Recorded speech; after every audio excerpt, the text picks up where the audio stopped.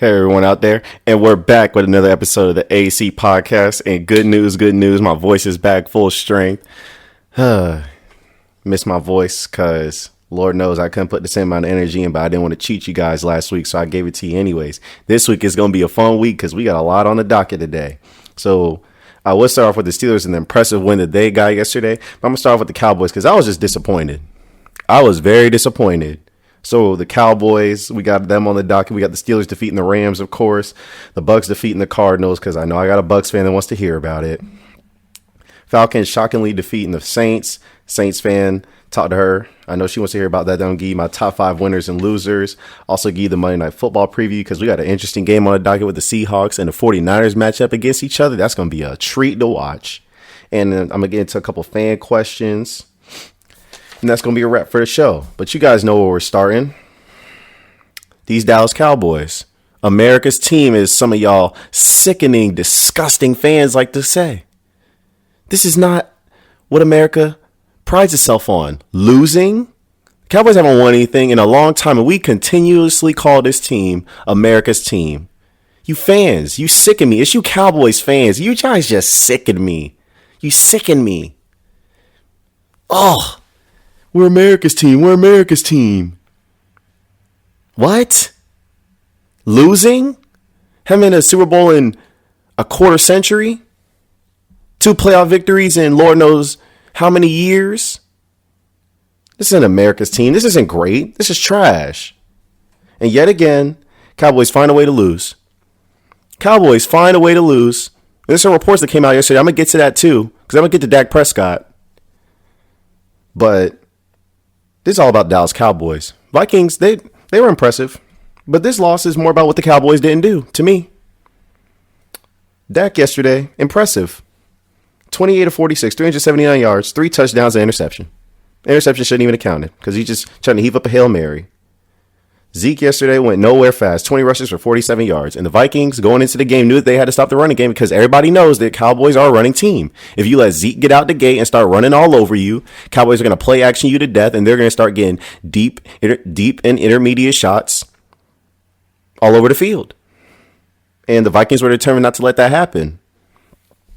And they sold out to stop the run with Everson Griffin, Danielle Hunter, Eric Hendricks, Anthony Barr, those boys, Harrison Smith. They all sold out to stop the run. And they wanted to make Dak Prescott beat them, and he almost did.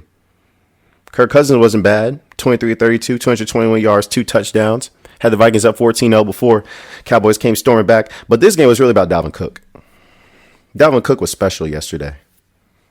This is why he's leading the league in rushing. And he's also a multifaceted back because he can catch passes out the backfield. Exactly what he was doing at Florida State. It's just a shame he couldn't stay healthy his first couple of years in the league. But what Dalvin Cook did yesterday, 25 carries, 100 yards, and a touchdown, and also an additional 7 receptions for 86 yards. Had 33 touches for 186 yards. Dalvin Cook is special. Got elite speed, can juke you, has power. He can do everything. According to Next Gen Stats, on outside runs, he had 20 carries for 78 yards, and inside runs, he had 5 carries for 22 yards. That's impressive. It's impressive. But these Dallas Cowboys, man. Dak Prescott almost threw for 400 yards on a pretty good defense. And the Vikings defense looked suspect yesterday. Let me just say that. But Dak Prescott yesterday, he was special. I'm officially sold on Dak Prescott. Do I think he's better than Carson Wentz? No, I'm not going to say that. But Dak Prescott yesterday, 28 of 46, 397 yards, 3 touchdowns, interception, completing plus 6.5% of his attempts above expectation, according to Next Gen Stats. And 5 of his 10 most improbable completions came in yesterday's game, with 3 of them going to Amari Cooper. That's impressive. Dak Prescott is impressive. He made some throws last night. They were just some great throws. I mean, I just couldn't say anything about it. The way he contorted his body, throwing on the run, escaping the pocket, good sense of pressure. He was just doing it all last night. And even on in third down was where Dak Prescott really impressed me. Because he completed some third downs that were keeping them in the game. He was the only reason they were in the game to me. What a Cowboys defense. Couldn't find them. They were getting run roughshod over, especially on, I think, the second to last drive of the game that the Vikings had, where they just grounded and pounded and punished the Dallas Cowboys defense, ran all over them with Dalvin Cook and that Harris kid. But Dak Prescott on third down, on third and 7 plus, he was 5 of 5, 100% conversion, 17.8 yards per attempt and a touchdown. On 3rd and 14, he had a 20-yard completion. On 3rd and 12, he had a 20-yard completion. On 3rd and 12 again, he had a 15-yard completion. On 3rd and 8, he had a 12-yard completion. And on 3rd and 7, he had a 22-yard completion and a touchdown. Dak Prescott is a franchise quarterback. He's a franchise quarterback. No one should be questioning that. No one. Absolutely no one should be questioning that Dak Prescott is a franchise quarterback. Because he showed it to you last night. And when the game was on the line, they gave it to Zeke Elliott. They let him run the ball 2 times. And then they threw an out route to Ezekiel Elliott. And you know what that told me last night? Told me the Cowboys don't believe in Dak Prescott. They think that Ezekiel Elliott is the best player on the team. Because if Dak Prescott was the best player on the team like I think he is, if the Cowboys think that, then why would you get the ball to Ezekiel Elliott? Dak Prescott on that drive was 6 of 7 for 79 yards. The final drive, 6 of 7 for 79 yards. Before the Dallas Cowboys ran 2 straight runs when it was 2nd and 2 for -3 yards, setting up a 4th down. That right there lost them the game. If you let, I'm a firm believer. If you let Dak throw the ball on any of those downs, you win the game. On 2nd and 3rd down, they should have let Dak throw it all 4 times if they had to, because he was on fire. But instead, they gave it to Ezekiel Elliott. They gave it to the man, the highest paid running back in the league, the person that their football team is built around, which just shows me that they don't believe in Dak Prescott. They don't. But let me tell you these receiving numbers for those who don't believe in Dak Prescott, because he was throwing the ball. Amari Cooper had 11 receptions for 147 yards and a touchdown. Randall Cobb had 6 receptions for 106 yards and a touchdown. And Michael Gallup had 4 receptions for 76 yards and a touchdown. Amari Cooper had 13.4 yards per catch. Randall Cobb had 17.7 yards per catch. And Michael Gallup had 19 yards per catch. It wasn't like he was dinking and dunking. He was throwing the ball down the field. And the Cowboys said, nope. Let's hand the ball to Zeke, who hadn't done nothing the whole game. 20 rushes for 47 yards. It's unbelievable. The Cowboys coaching staff should be ashamed of themselves. They got outcoached. Because Mike Zimmer stuck to his game plan. He stuck to what was working. Vikings aren't a throwing team. They let Kirk Cousins game manage the game, throw it when he needs to, and they hand the ball to Dalvin Cook and throw it to him. Dallas Cowboys were firing all cylinders in the passing game, and they decided to give the ball to Ezekiel Elliott when the game mattered most, instead of Dak Prescott. That shows you what they think of Dak Prescott. Because if that was Aaron Rodgers, if that was Drew Brees, if that was Patrick Mahomes, if that was Russell Wilson, Deshaun Watson, if that was anybody else, they would have been throwing the football. They'd have been throwing it. But instead, they gave it to the guy, in my opinion, who they think is the best player on their team.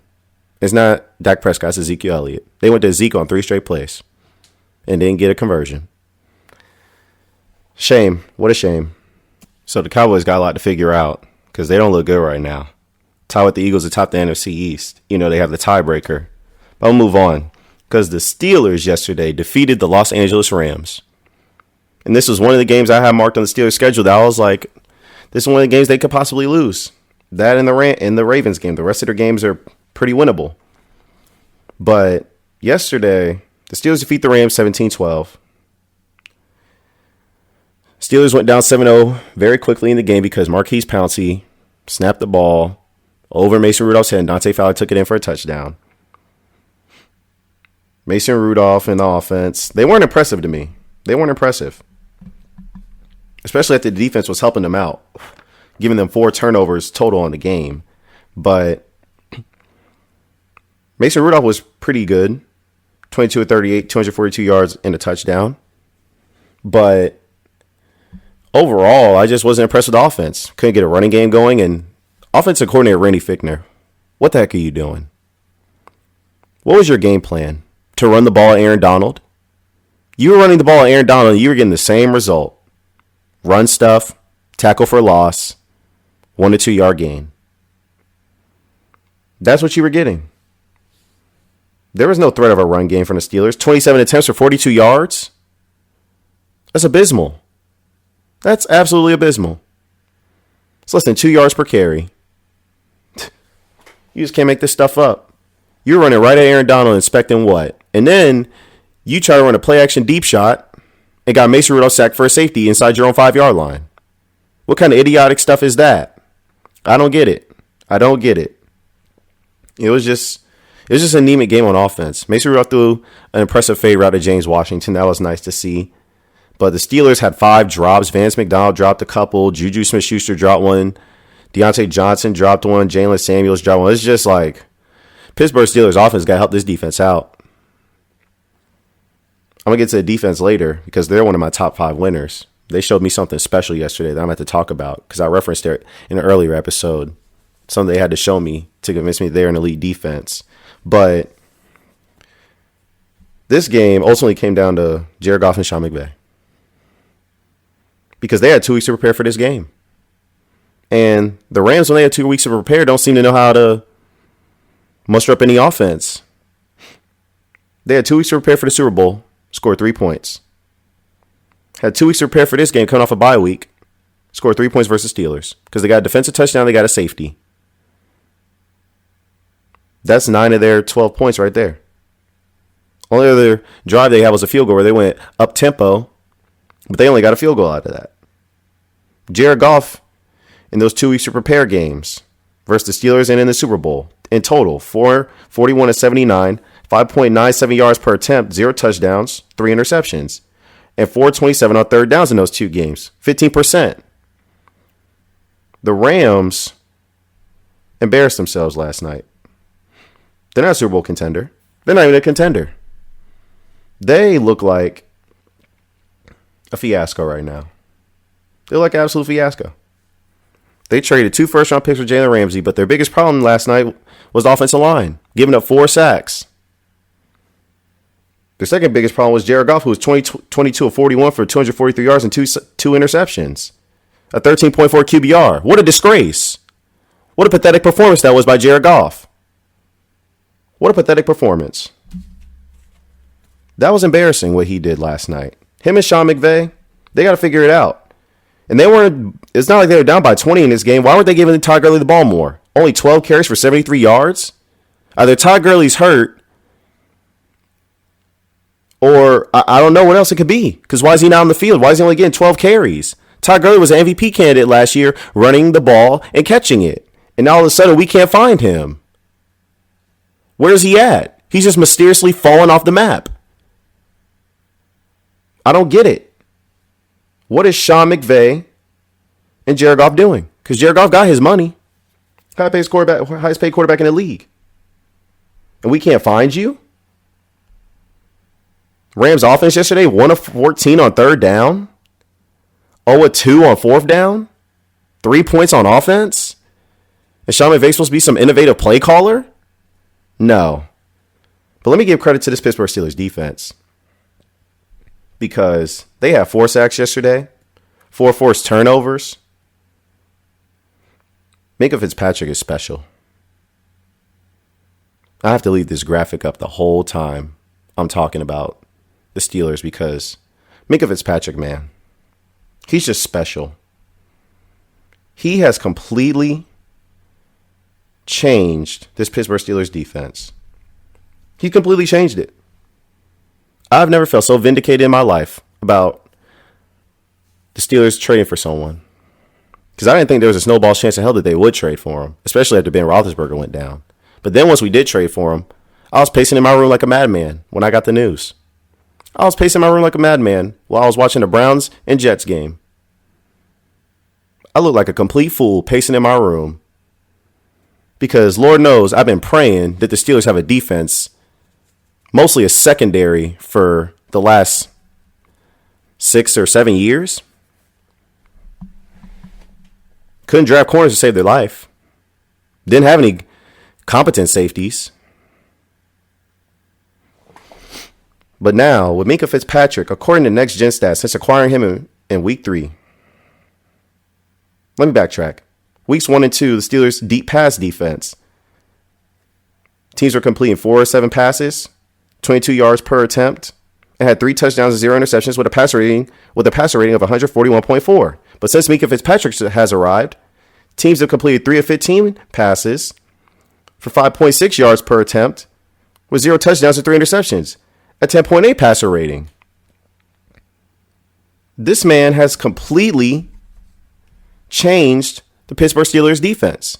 He's changed it. This is corner-like impact, like I said. He may be a safety, and safeties aren't important in the grand scheme of things. We were talking about contending for a Super Bowl, but this is corner-like impact, what he's done. This is corner-like impact. This is Earl Thomas type stuff right here. He's played on 391 or 392 snaps for the Pittsburgh Steelers since the Week 3 trade. What else can you say about this guy? What else can you say? This is not just good. This is great. Since Week 4, Pittsburgh Steelers are only giving up 17 points per game, tied for 4th in the league. Total yards per game, 3rd in the league, giving up 271.6. Sacks, they're 1st in the league with 23, and takeaways, they're 3rd with 15. That was going into this week. Lord knows what it is now because they only gave up 3 points last night, and they got 4 turnovers. But Pittsburgh Steelers, this defense is ferocious. It's nasty. Bud Dupree and TJ Watt. Bud Dupree's improved. He's improved so much. His hand usage, his power, his finesse skills, his ability to dive and dip under the offensive lineman's shoulder, his bending ability, it's improved. He's finally put some development into his pass rushing skills. He's finally improved. He's finally put it all together because he always had good athleticism for an outside linebacker, but he just had to put it together. And he's put it together. He's put it together in ways that I never thought he could because I was ready to give up on Bud Dupree. I was ready to give up because I didn't think he could do anything. I did not think he was what the Steelers needed. I was going into thinking, well, after this season's over, that the Steelers should get rid of him. Let him walk. But the Steelers got to find a way to pay him because he's on pace to get double-digit sacks. And we already know what TJ Watt's going to do. Devin Bush in the middle. There's a play yesterday where Todd Gurley got to the outside, and I thought he was going to get a touchdown. And Devin Bush just ran it down for a tackle for a loss of -3 yards. Devin Bush he's changed life for this Pittsburgh Steelers defense too. The way he can go sideline to sideline with his 4.41 speed, this defense is just fast all over the place. It's fast everywhere. And let me give some credit to Mike Tomlin and also Mike Hilton. Because I'm giving Mike Tomlin all the credit for this game. Forget the coordinators. Forget Keith Butler and Randy Fichtner. Forget y'all. This is all about Mike Tomlin. He neutralized Cooper Kupp, coming off a 220-yard receiving game. Neutralized Jared Goff's favorite target. This man had 0 catches for 0 yards on 4 targets. And Mike Hill was the primary guy shadowing him the whole game. That's impressive because Mike Hillen also was a person who was in a bit of a slump, but he's played flawless since week 2. Another guy that seems to have benefited from the Minkah Fitzpatrick trade. Because Minkah Fitzpatrick is the first player since Troy Polamalu to have an interception in 3 straight games. Troy Polamalu was the last guy to do that, and that was in 2008. That's how long it's been. Minkah Fitzpatrick, since he's came to the Steelers, 5 interceptions, 1st in the NFL, 2 touchdowns. Held 5 of 7 opponents to under 220 passing yards, 14 interceptions, 9 passing touchdowns, giving up a 5-2 record. This is defensive player of the year type stuff, what he's doing. It legit is. He also has 34 tackles since he's been here. 2 forced fumbles and a fumble recovery. This guy's a wrecking ball. Minkah Fitzpatrick, he's just special. He's just special. This is Earl Thomas type stuff. This is cornerback-like impact, what he's doing. It's just special. And I got to give him a lot of credit for it. But Mike Tomlin going for it on fourth down on your own 34 or 30. He's got some guts. And I have a problem with the decision because the offense wasn't doing anything. You had to ice this game. You had to find a way to do it. Because the Rams, it just felt like, they were going to get in the field goal range and get a field goal if you didn't get points on that drive. And they got a field goal out of that. Mike Tomlin deserves a lot of credit for that. Coaches get blasted when stuff like that doesn't work, but when it does work, they get all the credit. And that's something that no one's even talking about right now because they're talking about this Pittsburgh Steelers defense. But Mike Tomlin, I got to give him a lot of credit for that. A lot of credit. He made the play of the game. If I'm being honest, he made the play of the game. So that was impressive. But I want to get to this Bucs-Cardinals game. Bucs defeat the Cardinals 30-27 yesterday. Jameis Winston, 30 of 48, 358 yards, a touchdown, 2 interceptions. And, I was informed a couple of weeks ago. Jameis Winston opened up a pop-up shop in Tampa. I was like, Jameis Winston? Isn't he a football player? They're like, yeah, he's a football player, but y'all didn't know he opened up a dessert pop-up shop in Tampa. I was like, what? He opened up a pop-up shop, a dessert pop-up shop. What's he serving over there? Oh, he's serving apple turnovers, peach turnovers, raspberry turnovers, and interceptions and fumbles. I'm like, oh, that sounds about right because that's what Jameis Winston does. That's just what he does. He just turns the ball over. He's not a franchise quarterback. But yesterday he was relatively impressive. I'm not here to get on him today, but for anybody thinking that he's a franchise quarterback, no, you need to let it go. He's just too turnover prone for my liking. I would not re-sign him if I were the Tampa Bay Bucks. But yesterday they were playing a porous team because the Arizona Cardinals don't have much. They don't have anything. All they have is Kyler Murray and an old Larry Fitzgerald. Andy Isabella is nice and he's fast, but he's not an integral part of the offense just yet because Cliff Kingsbury obviously is scheming ways to get him the football. Christian Kirk, he was good. Had a 100-yard receiving game, so that was stellar. But you just look at the Arizona Cardinals, you're just not that impressed. Kyler Murray, I mean, he's doing everything he can. He's running for his life because he has the worst O-line in the league, or one of.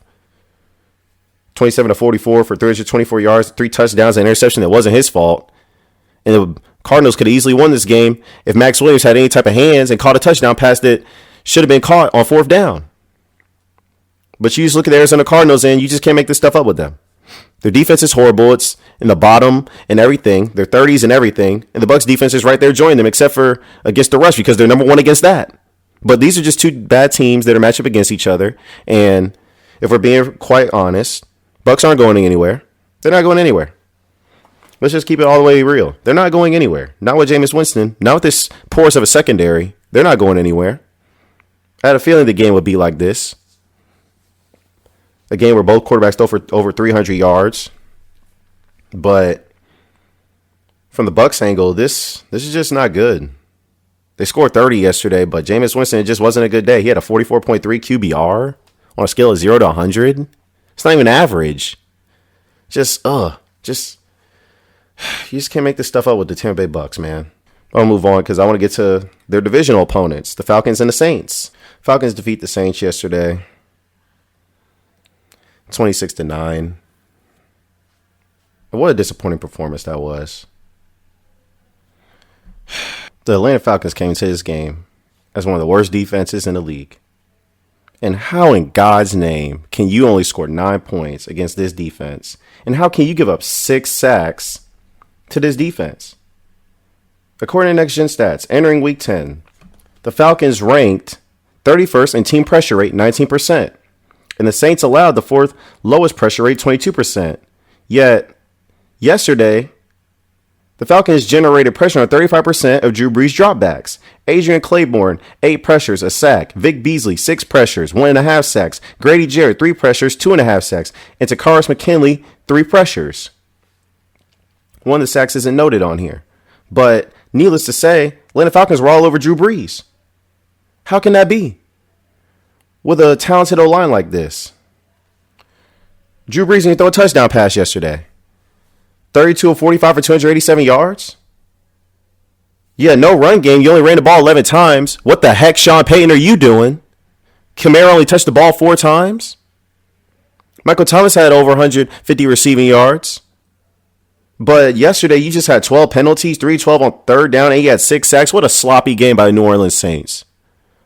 That's an uncharacteristic game by the New Orleans Saints. Against a divisional opponent? A team that only had one win coming into the season against my Philadelphia Eagles? It's a shame. It's unacceptable if you're the New Orleans Saints. Your defense, for the most part, stepped up and forced a turnover. Marshawn Lattimore went out the game, so I'm worried about that because he's a top corner in the league. But come on, man.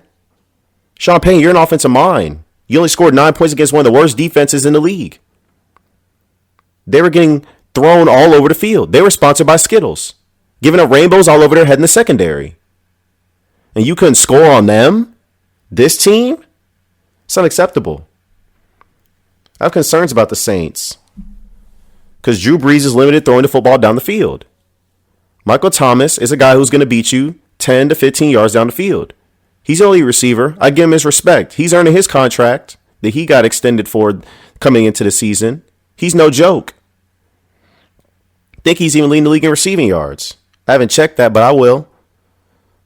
But even still, and Alvin Kamara in the passing game and the running game is supposed to be effective, but you have no deep threat, which is something I worry about for New Orleans Saints going into the playoffs. Your O-line looks a little suspect that you gave up 6 sacks to the Atlanta Falcons, who don't even have an elite pass rusher. I mean, your third down conversion rate, it wasn't good. And I don't think you want Drew Brees throwing the ball 45 times for only 287 yards. Nah, man, that's not good. That's unacceptable. That's unacceptable if you're the New Orleans Saints and you're Drew Brees. But I'm not worried about it. I'm not worried about them contending. I'm worried about what I saw yesterday, but they had a bad game. We'll just chalk it up to a bad game for them. But that can't happen again. I don't worry about them not having a deep threat. But other than that, come on. That wasn't a good showing yesterday, but we'll chalk it up to a bad game for the New Orleans Saints. I'll give them the benefit of the doubt today. They just didn't show up yesterday. Nobody showed up yesterday. Offense, defense, coach, no one showed up yesterday. Quarterback, no one. But it's all good. We're going to move on to these top 5 winners. First winner, Lamar Jackson. Because what Lamar Jackson is doing right now is just special. It's just special. Lamar Jackson is just tearing up the league right now. Yesterday, he was 15-17 for 223 yards and 3 touchdowns. Had a perfect passer rating of 153.8, 158.3. Had a QBR 99.8 on a scale of 0 to 100. My God, that's special. 7 carries for 65 yards and a touchdown. Had that video game run for 49 yards or 47 yards for a touchdown. What Lamar Jackson is doing is just special. He's firmly in the MVP race. Firmly in it. I think Russell Wilson is the leading candidate right now with what he's doing. But the way Lamar Jackson affects the math box in the run game, it's just never been seen before. You had to drop an 8th man, maybe even a 9th man into the box to account for Lamar Jackson. And defenses have reduced the amount of man coverage they play versus Lamar Jackson. According to Pro Football Focus, defenses have reduced their man coverage rate by 8.3% when facing Jackson compared to all their QBs. Largest decrease in the NFL. In his career as a starter, 12 of his 15 opponents reduced their man coverage rate. It's crazy. Going into the game, he had a career high 152 rushing yards against Cincinnati. I'm gonna just tell you these man coverage splits. The Dolphins reduced their man coverage rate in week 1 versus Lamar Jackson by 28%. The Cardinals reduced theirs by 10.7%. The Kansas City Chiefs reduced their man coverage rate by 4%. The Cleveland Browns reduced their man coverage rate by 23%. Pittsburgh reduced theirs by 6.3%. The Bengals went up 20%. That's why they got ran all over for a career high in rushing yards for Lamar Jackson. Seattle decreased theirs by 3.9, and the Patriots decreased theirs by 8.3. What he does, how he affects the running game, and it's just something you've never been seen before. It's just not the way he can run the ball, because there's no questions about him running the ball, but with the way he's throwing it, it's just It's just unseen what he's doing. He can throw the ball on you. He can run it on you. He has a legit deep threat in Marquise Brown. He's got tight ends over the middle that can run block and pass catch. He's got a decent O-line. And this defense is good. They go 4 deep at corner with Brandon Carr, Jimmy Smith, Marcus Peters, and Marlon Humphrey, who's an elite corner. This team's a Super Bowl contender. They look like the best team in the AFC right now because they're balanced on both sides of the ball. They can get at the quarterback because they're going to blitz, second in the league in blitz rate. They can cover you in man or zone because they have the corners 4 deep. They have Earl Thomas at safety, who's a savvy veteran, still one of the best free safeties in the league, can diagnose plays, can play the post deep middle safety coverage. And they just have Lamar Jackson. They can run the ball so they can control the game, and they can throw when they need to. They have everything you need. As far as I'm concerned, Ravens are the best team in the AFC right now. Lamar Jackson spearheading the attack. So that's impressive. My second winner is the Pittsburgh Steelers defense and Mike Tomlin. What the Pittsburgh Steelers are doing on defense, it's just special. It's just special what they're doing on defense since they've acquired Minkah Fitzpatrick. I've never seen anything like it. I have never seen one player completely change the entire defense the way he has. Before he came, I'm going to reiterate again, the Steelers were 0-2, giving up 30.5 points per game, giving up 445 yards per game and only averaging 1 takeaway a game. Since he's arrived, they're 5-2, giving up 17 points per game, giving up 301 yards per game, and averaging 3.4 takeaways per game. That's ridiculous. That's absolutely ridiculous what he's doing. It's crazy that one player could change the entire defense like this. Now, in the NFL, you obviously don't want to give up any deep passes because if you're giving up deep passes, that just means you're not a good defense. That's what that means. But what Minkah Fitzpatrick is doing, it's just special. What this defense is doing overall is just special. It's just special. Steelers have had at least 2 takeaways in 8 consecutive games. I can't remember a Steelers defense doing that in a long time. A long time. Let me give some individual stats and give respect to these players because what they're doing, it deserves to be recognized. It deserves to be noticed. Cam Sutton, going into the game, had been targeted 11 times. 7 of those 11 times, he has registered a pass breakup or an interception. And he's currently allowing a 7 passer rating when targeted. When targeted, he only allows 0.86 yards of separation per target. That's best in the NFL. That's one of our slot corners, Cameron Sutton, doing work. Steven Nelson, let me give him some love too. Per Pro Football Focus, Steven Nelson is leading the league, averaging only 0.64 yards per coverage snap, allowing quarterbacks to complete under 50% of their passes when targeting him. That's special. That's special. That's just special. TJ Watt, 9.5 sacks, 4 forced fumbles. Bud Dupree, 6 sacks, 2 forced fumbles. And they're getting to the quarterback a lot more because they're not dropping into coverage as much. Since 2017, TJ Watt dropped into coverage 37%. In 2018, dropped into coverage 19%. And this year, he's only dropping into coverage 10%. Something I've been crying for with this defensive scheme. Stop dropping the outside linebackers into coverage. Now look at it. The pass rush is elite. Bud Dupree, 2017, dropped into coverage 25% of the time. 2018, 18% of the time. This year, only 11%. There's a reason he's getting more sacks because you're not dropping him into coverage. Allow him to work on his craft and get at the quarterback. That's special too. Hayden yesterday, an interception and 5 pass deflections. He was all over the ball. After he bounced back from a few shaky weeks where he was getting targeted by the Chargers and the Miami Dolphins, but he was impressive. And Steven Nelson, what he's doing, Devin Bush is in the Defensive Rookie of the Year stakes. If Nick Bosa didn't exist, he'd probably be the leading candidate. But Nick Bosa, he's just on another level. So I can't even fault anybody. But Minkah Fitzpatrick, 34 tackles, 5 interceptions, 2 forced fumbles, a fumble recovery, 2 defensive touchdowns. This guy's a Defensive Player of the Year. Him and TJ Watt, the Steelers on defense have 2 Defensive Player of the Year candidates with TJ Watt and Minkah Fitzpatrick. That's special.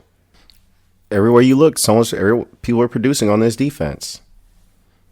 Everywhere you look. Steelers go 4 deep at corner with Joe Hayden, Steven Nelson, Mike Hill, and Cameron Sutton. Their safeties are playing excellent. Their pass rushers doing their jobs. Mike Tomlin's got this team playing great on defense. Gotta give him a lot of credit. After the team was 0-3, Steelers have won 5 of their last 6. And since the beginning of 2017 in games decided by 7 points or less, Mike Tomlin has 16 wins, 11 losses, and 1 tie. Best in the NFL among head coaches. He deserves a lot of credit for what he's doing right now. Big Ben Roethlisberger going down may have been the best thing to happen to Mike Tomlin. Because I've just seen everything that I've been wanting to see from Mike Tomlin the last few years. He's encapsulated all into this season. And he deserves a lot of credit. That's why I apologized to him last week. That's exactly why. This defense, it's just special what they're doing. I wanted to see them assert their dominance on someone and really impose their will. And they did that to Los Angeles Rams yesterday. They did that. Shut them down. 3 points, 1 of 14 on 3rd down. 0 4th down conversions, 4 forced turnovers. Had Jared Goff looking like he didn't know how to play quarterback yesterday. That was special. So that's something to look forward to going forward. But they're definite winners. Mike Tomlin and the Steelers defense, they had a great performance yesterday, and I'm proud that they did that. Third winner, Aaron Jones. Aaron Jones is one of the best backs in the league right now. Leading the league with 14 scrimmage touchdowns. Has 589 yards rushing with 4.4 yards per carry. Has 3 receiving touchdowns, 35 receptions, 354 yards. This is something special what he's doing. Aaron Rodgers has a running game. He has a legit running game. And he could throw it to Aaron Jones in the backfield. He's multifaceted back. It's just impressive what he's doing. I haven't given much credit to a lot of individual players this year as far as top winners. But that was impressive. It's impressive what Aaron Jones is doing. It's just impressive. I have to give him credit for that. Fourth winner, Tennessee Titans. Because they're 5-5, second in division behind the Indianapolis Colts, who are 5-4. Ever since they've replaced Marcus Mariota with Ryan Tannehill, they've been winning. Tannehill wasn't impressive, but he's good enough. 13-19, 181 yards, 2 touchdowns. Derrick Henry just running roughshod over the whole league. 23 rushes for 188 yards and 2 touchdowns. Their D is impressive. It's solid. It shows up. It's consistent. And the Titans just have an overall solid team. Now, they don't knock your socks off or anything, but they can win football games, that's for sure. What they did yesterday was impressive. But my last winner, even though his team didn't win yesterday, I had to give love to the secondary, was Tre'Davious White. And Tre'Davious White is a winner because yesterday, Tre'Davious White was shadowing Odell Beckham Jr. He aligned against Odell on 53 of Beckham's 63 snaps, and Tre'Davious White forced more incompletions than he allowed receptions to Odell Beckham. Tre'Davious White forced 5 incompletions and only allowed 4 receptions to Odell Beckham on 11 targets in coverage. That's spectacular. Against one of the best wide receivers in the league, a top 3 receiver. I got to give love for that. I got to give a lot of love for that because Tre'Davious White's one of the best young corners in the league, and I like him. So he was a definite winner, but I want to get to these losers because we got some disgraceful stuff going on here. My first loser is Patrick Mahomes. Patrick Mahomes was 36 of 50 yesterday, 446 yards, 3 touchdowns. And yesterday, he should have called the police station and informed them that there was a crime being committed yesterday. Because there's a crime being committed against Patrick Mahomes. And I'll tell you what it is. The crime that he should report is that this defense is negligent and just downright atrocious with their responsibilities and duties. It's a crime what they're doing to Patrick Mahomes right now. This man coming off of injury, his first game back, throws for 446 yards and 3 touchdowns. And this defense gives up 35 points to Ryan Tannehill. That's a disgrace. The Kansas City Chiefs defense is a disgrace. They're 31st against the rush, giving up over 148 rush yards a game. In points, they're 14th, giving up 24 points per game. In yards, they're giving up 370 yards a game, good for 22nd in the league. You can run all over the Chiefs. You can throw all over them. You can do whatever you want to the Kansas City Chiefs.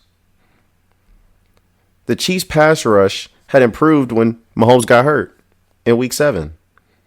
Weeks 1 through 6, they were generating 20% of pressure, ranked 31st in the league, and a sack rate of 5%, good for 26 in the league. And then week 7 through 9, the weeks that Patrick Mahomes was hurt, they were generating a pressure rate of 35%, good for 5th in the league, and 12% sack rate, good for 3rd in the league. And the minute this man came back, and that was all according to Next Gen Stats, and the minute this man came back, they stunk up the joint. They are literal dumpster fire. This defense, there's no way that Patrick Mahomes can do anything with this. He has no hope. The Kansas City Chiefs have no hope. They have no hope because their defense is downright god-awful. It is so putrid, so disgusting, so embarrassing to watch. And it's a disgrace what they've done to this man, Patrick Mahomes. It's a disgrace. They've disgraced themselves.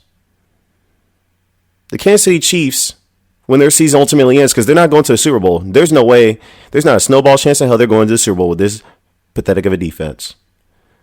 The minute that they can start scouting players through the draft, they need to draft 7 defensive players with all they need. Every pick in their draft class should be defense.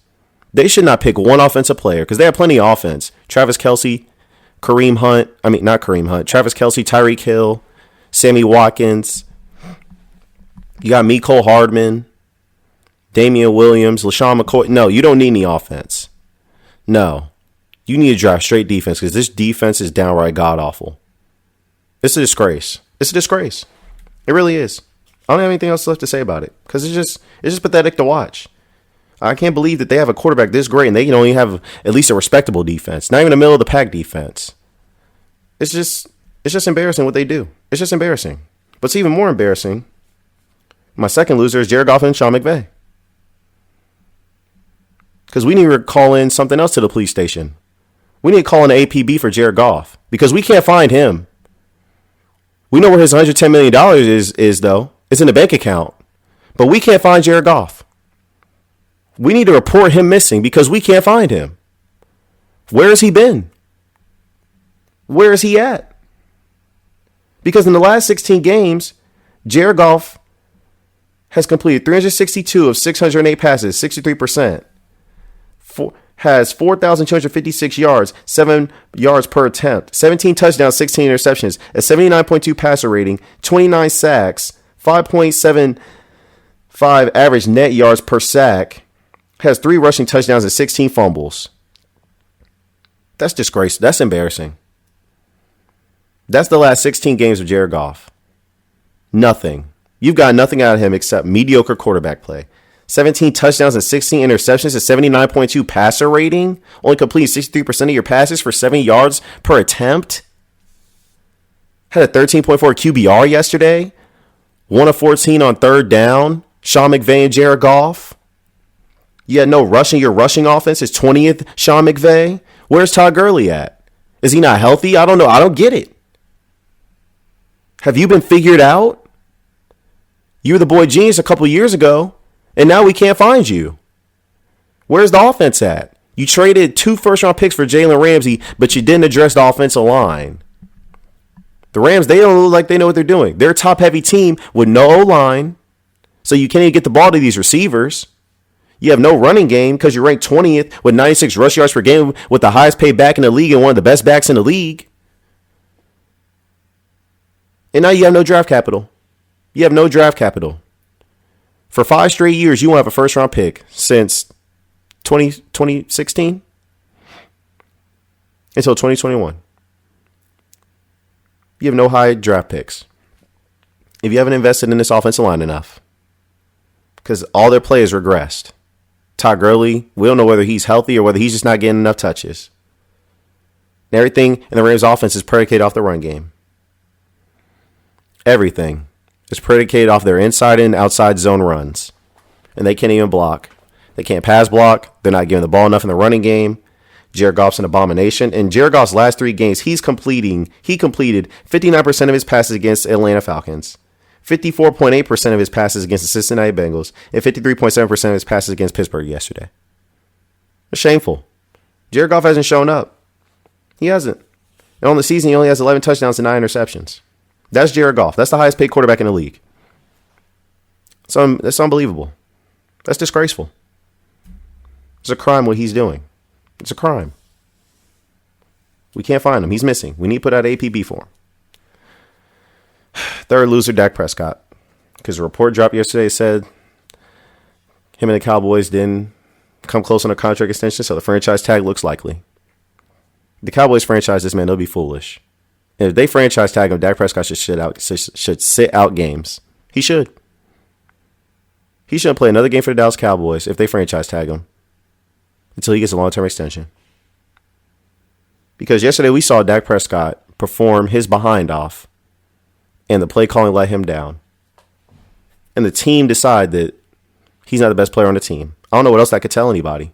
If you give the ball to Zeke on 3 straight plays, 2 of them being runs, another pass he was targeted on 4th down, a 4th and 5 on an out route, what does that tell you? That doesn't tell me that they think Dak's the best player on the team. It tells me they think Zeke's the best player. And that this whole thing is stirred by Zeke. And Dak is a product of Zeke. They don't believe in Dak Prescott because they were already giving him an extension. They would have already given him one. There's nothing else to say. They would have already given Dak Prescott an extension if they believed in him. Other QBs got paid in that draft class. Carson Wentz got paid. Jared Goff got paid. You're already hearing rumors about Patrick Mahomes getting paid in excess of $200 million once he's eligible for an extension. And Dak Prescott hasn't even got paid yet. In the 9 games he's played this year, 68% completion, 2,777 yards, 18 touchdowns and 9 interceptions. And about 4 or 5 of those interceptions aren't even his fault. Oh, and on top of that, his receiving core is second in the league in drops. And he can't get paid? They want him to take a discount. No, Jerry, let me dig in your pockets and get some of that money that you got. You're a $1 billion owner. You're a billionaire. You want him to take a pay cut. A billionaire asking a millionaire to take a pay cut. How does that make sense? Want him to give a discount. You got him at a discount. He was a 4th round pick. What more of a discount do you need, Jerry? Pony up the dollars. What the heck are you waiting on? I don't get it. They just don't believe in him. They just don't. I'm not buying it. I'm just not. Because if they were, they would have paid him already. And they haven't. All these other QBs have gotten extensions. You're already hearing rumors about Patrick Mahomes and Dak Prescott hasn't even gotten his check yet. He hasn't even got his $100 million yet. Where's his money at? I don't know. I don't get it. 4th loser, New York fans. Because the Giants and the Jets are atrocious. They have sold these fans no hope in the media capital of the world. They've sold these fans no hope. The Giants are 2-8 and the Jets are 2-7. They played against each other yesterday. The Jets won. Congratulations. But you lost to the Miami Dolphins the week prior. Looked like a complete and utter fiasco. I just don't get it. The Giants had a black cat run around the stadium looking like they had bad luck. Shermer's questionable as a coach. And on the Jets side, Gase is not the coach that's going to lead this team to victory. They lost to the Dolphins. They're a poorly run franchise, first off. And they gave Gase power that he doesn't even deserve. What the heck did he do to deserve power to fire a GM? You sat out there and let the GM draft the whole draft class this year, and then you fired him afterwards. How does that make any sense? Darnold has regressed. That's the only reason Adam Gase got the job. To improve Sam Darnold. I don't know what he did to deserve this power anyways, as far as making moves, because it's reported he didn't even want Le'Veon Bell. But who cares about what Adam Gase thinks? He wouldn't have any success in Miami. The Jets sat up there and watched this man in the same division as them, the AFC East, for 3, 4, 5 years, and they thought, you know what, let's bring that guy along. What? Shows you how bad the Jets are run. Disgraceful what they subject these fans to. They should be giving their money back. The fans should be giving their money back because there's nothing to hope for in the Jets or the Giants. Nothing to hope for. Quarterbacks are set up with bad coaching situations. Front offices don't know what the heck they're doing. It's just an abomination. It's just an abomination. 5th loser, Miami Dolphins. And I get it. They won yesterday. But what the heck are they doing? They're supposed to be tanking for Tua. What are you doing winning football games? Well, you're supposed to be trying to get Tua Tagovailoa on your roster. Because you don't have a quarterback right now. Ryan Fitzpatrick's certainly not the answer. He's been on Lord knows how many different teams, and none of them made the playoffs ever. So he can't be the answer. If you thought Josh Rosen was the answer, why aren't you playing him right now? I mean, they're so god-awful. Maybe you don't play him and you give him some weapons, and then maybe you see next year. But I don't think I don't think that's their plan. So I don't get what the Miami Dolphins are doing right now winning football games. At least since the Cincinnati Bengals took out Andy Dalton, so they won't win any more games so they could tank properly and get Joe Burrow. I don't know what the Miami Dolphins are doing. I don't get it. It doesn't make any sense to me. But the other part of this equation, the other loser on this is Carson Wentz.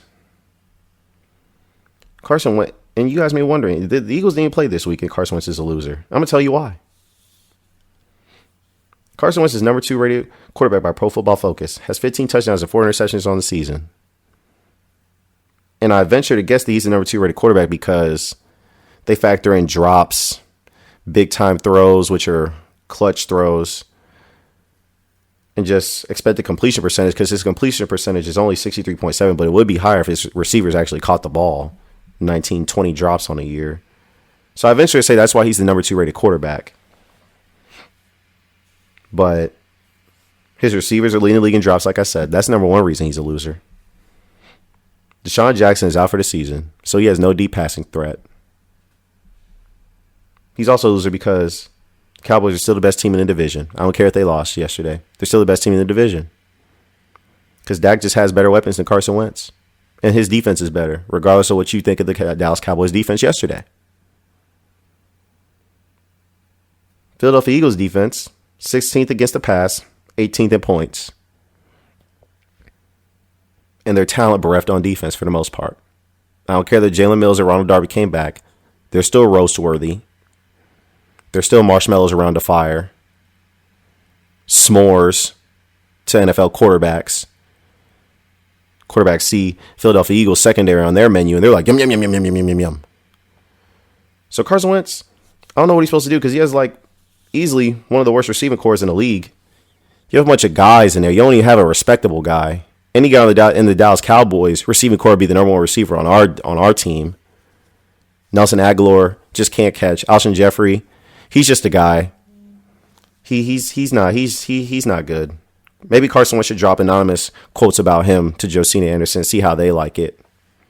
Maybe he should do about the whole receiving core because the offense teams have a lot to say anonymously about Carson Wentz. But can Carson Wentz drop anonymous quotes about you guys, the offensive line, the receivers, for consistently letting him down? Which is probably why he's probably rated the number 2 quarterback, because he's performing above expectations. And you guys may be saying, "Oh, he's the quarterback. He's got paid all this money. He needs to elevate the receivers." Are these receivers even elevatable? They're not good route runners. They have poor hands. Can't track the deep ball. Carson Wentz's best receivers are tight ends. Zach Ertz is leading the team in receiving yards. I just feel bad for Carson Wentz. I don't know what he's going to do. I don't know. He doesn't have much help right now, so it doesn't look good. But, I'm sure he'll try to find a way because, he's not going to quit. There's none of that in him. But overall, I'm just concerned about Carson Wentz and the amount of success he can have with these receivers because they consistently let him down. I don't know what he's supposed to do about that. All he can do is throw the ball. So I guess we'll see as the season unfolds. But I want to get to this Monday Night Football preview. So Russell Wilson and the San Francisco 49ers are playing each other tonight. It's going to be a real good matchup.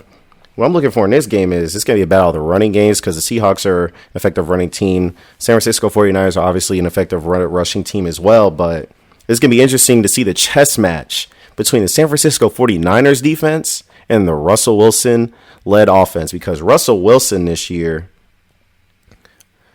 he has the most touchdowns on the run, 6 in the NFL.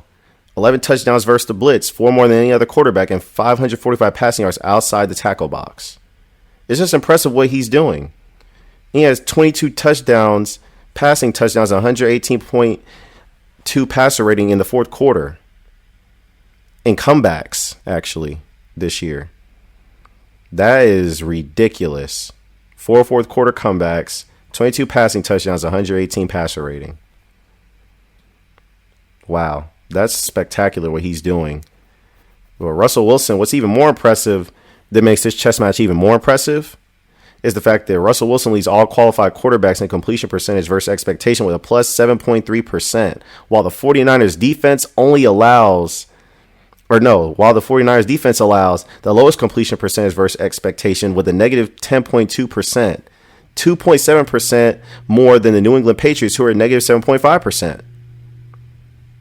And also, as a side note, for more reason why Dak Prescott should get paid, he's 0.1% behind Russell Wilson with 7.2%, a plus 7.2% completion percentage versus expectation. So that's something else for argument for Dak Prescott. But this is going to be an interesting chess match because the 49ers defense, it's ferocious, it's nasty, it's aggressive, and they're going to have to keep Russell Wilson contained in the pocket because if we know one thing, Russell Wilson will get outside the pocket and he will do damage with his arm and his legs.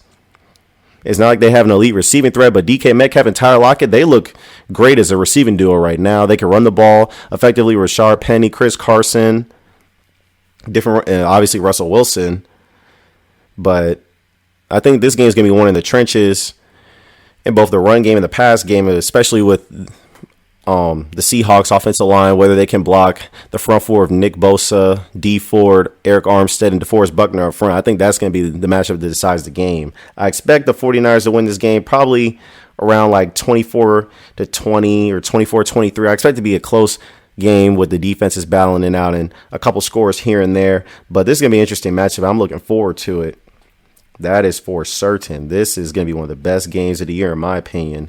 And also on top of that, the chess match also continues because the 49ers play zone at the third highest rate in the NFL. And Russell Wilson versus zone has a 61% success rate with 9.3 yards per attempt, whereas against man-to-man, he has a 45% success rate with 6.7 yards per attempt. So it's going to be interesting to see how the 49ers call their defense tonight with their zone and man splits because Russell Wilson's been, 16% less effective when it's man-to-man is called. So that's going to be interesting to see. But the 49ers definitely have the pass rush to stay in zone coverage if they need to. And they definitely have the speed too.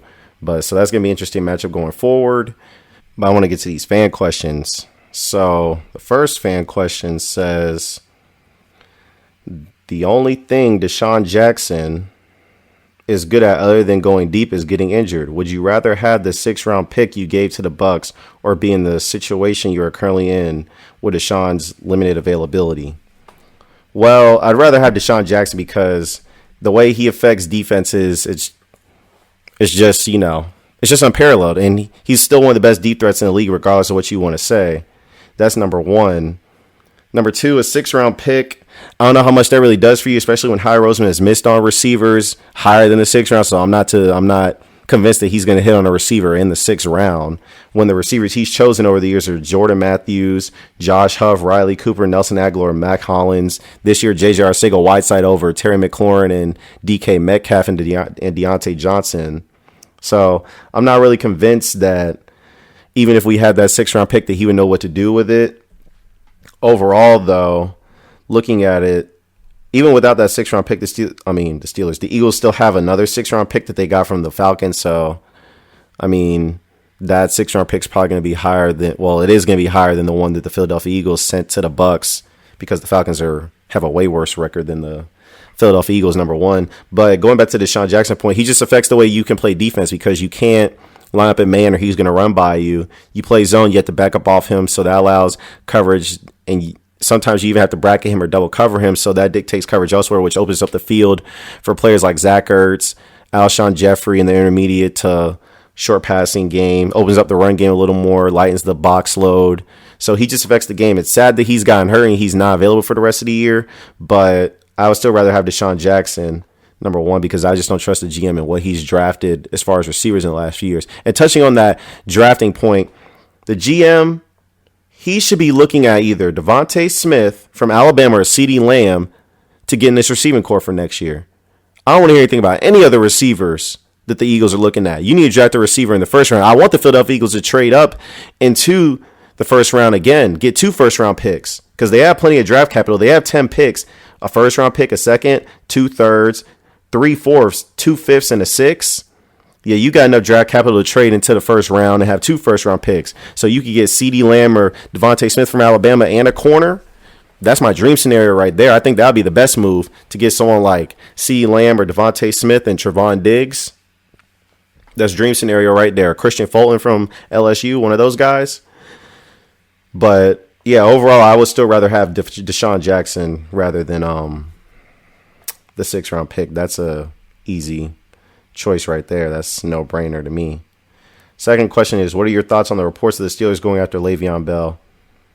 Mike Tomlin said they didn't do it, so I'm inclined to believe Mike Tomlin. I mean, it's football, so they could be lying, of course. But no one on the Steelers end is saying that they did that. And I think Le'Veon, more than the Steelers don't miss him as much as he probably misses the Steelers right now because Le'Veon is struggling. He's struggling.